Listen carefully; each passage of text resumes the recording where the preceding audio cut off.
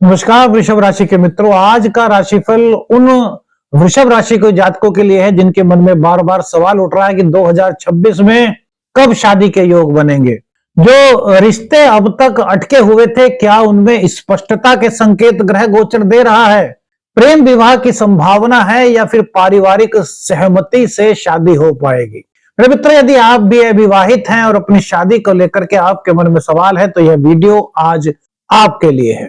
वृषभ राशि के लिए जो शादी के कारक हैं, सप्तमेश हैं, वो मंगल देव होते हैं, क्योंकि आपकी राशि जो सप्तम भाव में होती है वो होती है वृश्चिक। मेरे मित्रों, वृश्चिक का प्रभाव बताता है कि जो वृषभ राशि के जातक हैं वह विवाह को कभी भी हल्के में नहीं लेते। उनके रिश्ते बड़े गहरे होते हैं, दिल से बड़े जुड़े हुए होते हैं। ऐसे लोग अपने दाम्पत्य जीवन के प्रति, अपने रिश्ते के प्रति भावनात्मक रूप से थोड़े से तीव्र ये देखे जाते हैं, लेकिन निर्णय बहुत सोच समझ करके करते हैं। मंगल सप्तमेश होकर के यह संकेत देता है वृषभ राशि वालों को कि विवाह में ऊर्जा तो है, लेकिन जल्दबाजी कहीं ना कहीं कुछ हल्का फुल्का सा कुछ नुकसान कर सकती है। तो जल्दबाजी बिल्कुल नहीं करनी मेरे मित्रों, क्योंकि 2026 आप ही के लिए है। गुरु की स्थिति और विवाह का उस पर जो प्रभाव होता है मेरे मित्रों, क्योंकि गुरु के आशीर्वाद से ही वैदिक ज्योतिष शास्त्र में कहा गया है कि शादी होती है। हालांकि सेकंड हाउस, फोर्थ हाउस और सप्तम हाउस तीनों को देखा जाता है। 2026 में वृषभ राशि के जो गुरु हैं वो तृतीय भाव में वक्री अवस्था में है 21 मार्च तक, 11 मार्च तक। 11 मार्च को ये मार्गी हो रहे हैं और भैया इसके बाद उच्च अवस्था में कर्क में इनका प्रवेश होने जा रहा है। द्वितीय भाव के लिए, विवाह के लिए अत्यंत महत्वपूर्ण होता है मेरे मिथुन राशि के मित्रों, और यहीं से आपके कुटुंब का, परिवार का विचार किया जाता है। वहीं चतुर्थ भाव से आपके सुख सुविधाओं का विचार किया जाता है। कुटुंब यानी कि विवाह की स्वीकृति, परिवार में स्थायित्व को दर्शाता है। गुरु का यहां होना संकेत देता है, अब ध्यान से सुनिएगा मेरे मित्रों, गुरु का यहां होना संकेत देता है कि 2026 में विवाह की बात परिवार तक पहुंचने की संभावना काफी अधिक है। 2026 में विवाह अचानक नहीं बल्कि बातचीत के माध्यम से धीरे धीरे आगे बढ़ता हुआ दिखाई दे रहा है। जब गुरु कर्क राशि में उच्च के हो रहे हैं तो पारिवारिक समर्थन और मानसिक स्पष्टता और मजबूत होती दिखाई देती है मेरे मित्रों। तो कब बनेगा ये योग, ये जानने के लिए इससे पहले कुछ चीजें हैं, इनको समझ लीजिए मेरे मित्रों, ये आपके जीवन में बड़ी महत्वपूर्ण हो सकती है। केतु के चतुर्थ भाव में होने से आप में से कितने लोग ऐसे हैं, कमेंट्स करके हमें बताइए, जिनके मन में शादी को लेकर के दुविधा है। पति कैसा होगा, पत्नी कैसी होगी, क्या घर में मुझे सब सुख सुविधाएं मिलेंगी? पुराने संस्कार, पारिवारिक संस्कारों को लेकर के थोड़ी बहुत दूरी, यहां पर कुछ दुविधा की स्थिति इस वक्त वृषभ राशि के कुछ जातकों के मन में हो सकती है। इसलिए मेरे मित्रों, भावनाओं में बहना यहां पर ठीक नहीं है। चतुर्थ भाव में केतु की उपस्थिति मेरे मित्र ये भावनाओं में आपको थोड़ा सा आगे ले जा सकती है। यहां पर थोड़ा सा आपको ध्यान देना होगा। पंचम भाव मेरे मित्रों, इसके स्वामी बुध होते हैं आपके। पंचम भाव में कन्या राशि पड़ती है। प्रेम संबंध के बारे में यदि आप सोच रहे थे तो यहां संभावना तो बनती है मेरे मित्रों। प्रेम हो सकता है विवाह से पहले, लेकिन व्यवहारिक चर्चा जो है वो जरूरी दिखाई दे रही है। देखिए, आजकल की पीढ़ी में बहुत सारे ऐसे लोग हैं जो प्रेम कर लेते हैं। उनका प्रेम आकर्षण होता है या फिर वो एक रियल होता है, ये उनको बाद में पता चलता है। उससे पहले वो कई तरह के सपने बुनने लगते हैं मेरे मित्रों। शास्त्रीय संकेत यह बताते हैं कि 2026 में वृषभ राशि के लिए पारिवारिक विवाह की संभावना अधिक है बजाय प्रेम विवाह के। थोड़ा ध्यान से सुनिएगा। अगर प्रेम संबंधों में आप पहले से हैं तो पारिवारिक सलाह के माध्यम से यह संबंध आपके दाम्पत्य जीवन की ओर अग्रसर होने की संभावनाएं बनती हैं। तो क्या यह वर्ष टकराव का है? नहीं मेरे मित्रों, यह वर्ष टकराव का नहीं वरन समन्वय का वर्ष है। 2026 में विवाह के अनुकूल समय कौन से हो सकते हैं, कब शादी का वह समय आपके नजदीक आ सकता है? गुरु के मार्गी होने के बाद मेरे मित्रों, उस समय गुरुदेव 11 मार्च को जब मार्गी होंगे तो विवाह की चर्चाएं आपकी होंगी। प्रेम, आपके विवाह के लिए प्रस्ताव आ सकते हैं और वो गति पकड़ सकते हैं। इस समय मेरे मित्रों निर्णय लेने का है, रिश्ते करने का नहीं। समझिए इस बात को क्या कह रहे हैं कि देखिए, निर्णय लेना आपके हाथ में होता है या परिवार के हाथ में होता है, लेकिन रिश्ते को नाम देना सबसे बड़ी बात होती है।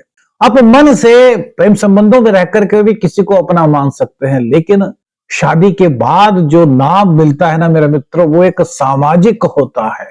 जो कुंडली यहां पर कह रही है, कुंडली नहीं सॉरी, जो ग्रहों की दशा यहां पर कह रही है, वह बात कह रही है कि मंगल का प्रभाव गुस्से या अधीरता की ओर आपको ले जा सकता है। केतु मानसिक असमंजस की स्थिति दे सकता है। इसलिए 2026 में संवाद, धैर्य और पारिवारिक संतुलन सबसे महत्वपूर्ण मेरे मित्रों रहेंगे। वृषभ राशि का जो विवाह का योग बन रहा है, वो सबसे अधिक जो मजबूत योग है मेरे मित्रों, वो जुलाई से अगस्त 2026 के बीच में बन रहा है। गुरु यहां पर उच्च कर्क राशि में होंगे। मंगल का गोचर सप्तम भाव को सक्रिय कर रहा है। रिश्ता पक्का हो सकता है, सगाई हो सकती है या फिर विवाह, तीनों की संभावना इस गोचर काल के दौरान वृषभ राशि वालों के लिए बन रही है।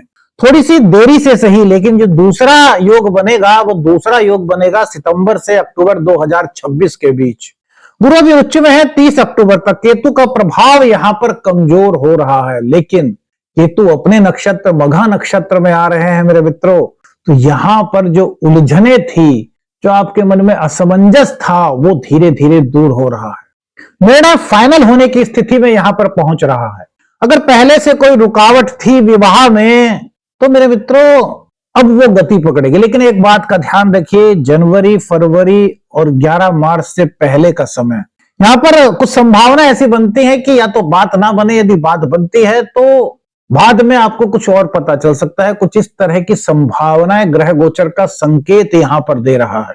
13 दिसंबर से गुरुदेव वक्री हो रहे हैं, तो यहां पर विवाह को टालना आपके लिए बेहतर हो सकता है। लेकिन मेरे मित्रों यह बात बता दें कि यह आपकी व्यक्तिगत कुंडली पर डिपेंड होता है।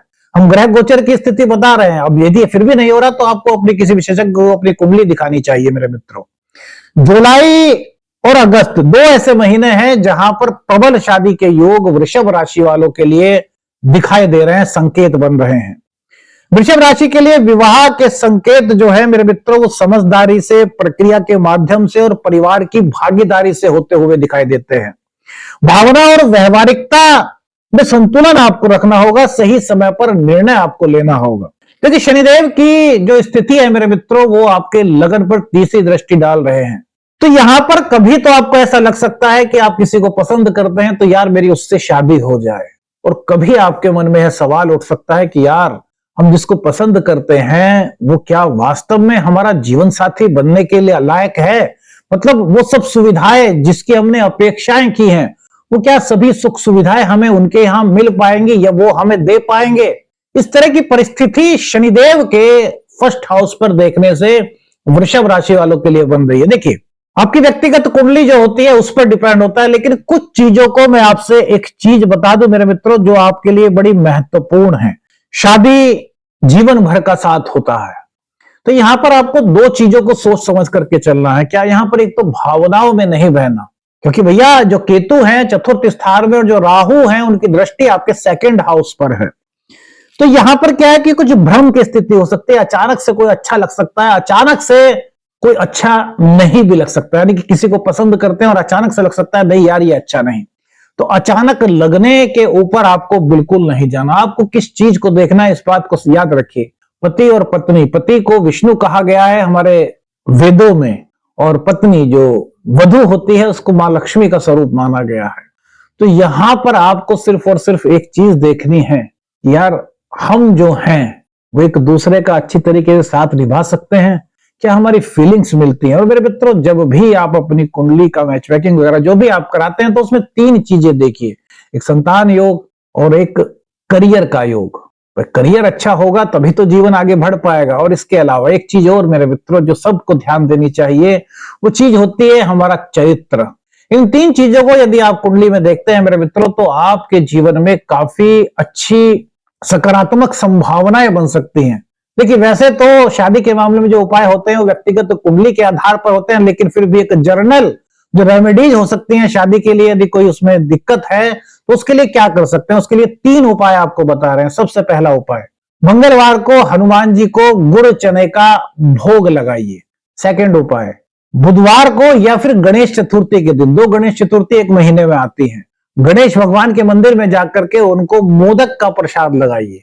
मोदक, लड्डू भी बोलते हैं, वैसे मोदक अलग होते हैं, लड्डू अलग, लेकिन मोदक ना मिले तो लड्डू का भोग भी आप लगा सकते हैं। और तीसरा उपाय मेरे मित्रों, महीने में एक बार कम से कम शनिवार को घर पर बैठ करके हनुमान जी मंदिर में, अपने घर के मंदिर में चमेली के तेल का दीपक जला करके सुंदरकांड का पाठ कीजिए।